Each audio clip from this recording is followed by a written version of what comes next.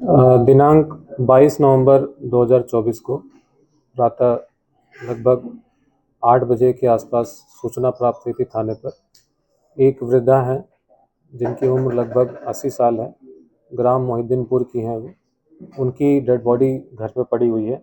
घर वालों ने आशंका जताई कि किसी के द्वारा उनकी हत्या कर दी गई है। मौके पे जब पुलिस पहुंची तो देखिए गले पे निशान पड़े थे वृद्धा मृतका के, और चेहरे पे भी निशान थे।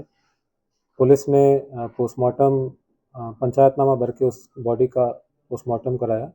उसमें जो रिपोर्ट आई उसमें क्लियरली स्मॉदरिंग और गला दबा के हत्या का उसमें क्लियर इंडिकेशन था। उसके बाद परिजनों के द्वारा तहरीर प्राप्त कराई गई। उस तहरीर के आधार पर धारा 103 BNS यानी हत्या का मुकदमा दर्ज किया गया।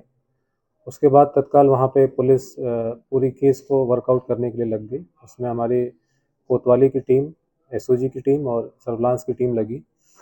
वहाँ घटना के आसपास के जितने CCTV कैमरे थे उनको खंगाला गया। उसमें से एक CCTV कैमरा बहुत ही कारगर साबित हुआ। उसमें एक व्यक्ति पहचान में, जिसकी पहचान बिल्कुल क्लियर नहीं थी, लेकिन कुछ एक उसके हुलिया से समझ में आ रहा था कि कोई व्यक्ति है जो समय लगभग 2:30 से 3:30 के बीच में वहाँ से उसकी मूवमेंट थी। और ये भी पाया गया कि उसके हाथ में कुछ ऐसे उसने मुट्ठी बांध कर वहाँ पे मूवमेंट थी उसकी, तो ऐसा प्रतीत हो रहा था कि उसके हाथ में कुछ है। जब घटना से वहाँ से वापस संभवतः वापस आ रहा था तो उस समय की है वो। इस पे फिर पुलिस ने उस व्यक्ति को आइडेंटिफाई किया, उससे फिर पूछताछ की। पूछताछ में फिर चीज़ें क्लियर हुई हैं। उसमें उसने अपना जो जुर्म है उसको कबूल किया है।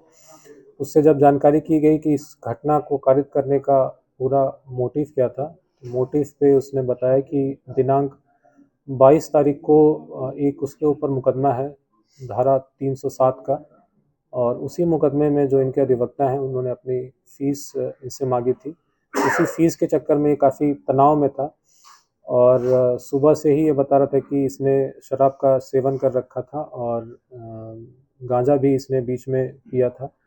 उसके बाद ये अपने बहन के भी पास गया, बहन से भी पैसे मांगे। उस बहन ने ऐसा नहीं होना बताया। उसके बाद जब ये उधर से इसकी मूवमेंट हुई तो इसको कभी इसने एक वृद्ध महिला को देखा था जिसने कि कान में, नाक में कुछ आभूषण पहन रखे थे।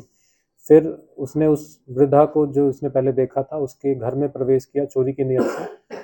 लेकिन जैसे ही ये प्रवेश किया, जो वृद्धा है उसकी नींद खुल गई, और जब नींद खुली तो इसने फिर उस वृद्धा को मारने का प्रयास किया, और उसी मारने के प्रयास में इसने जो कंबल है वृद्धा के मुंह पे इसने डाला। उसके बाद वृद्धा ने रजिस्ट किया। उसके बाद इसने वृद्धा को 2-3 थप्पड़ भी मारे। उसके बाद जो कंबल है और मच्छरदानी है और अपने हाथों से इसने हुई, और फिर वहाँ से वो घटना कारित करने के बाद वहाँ से वो चला गया।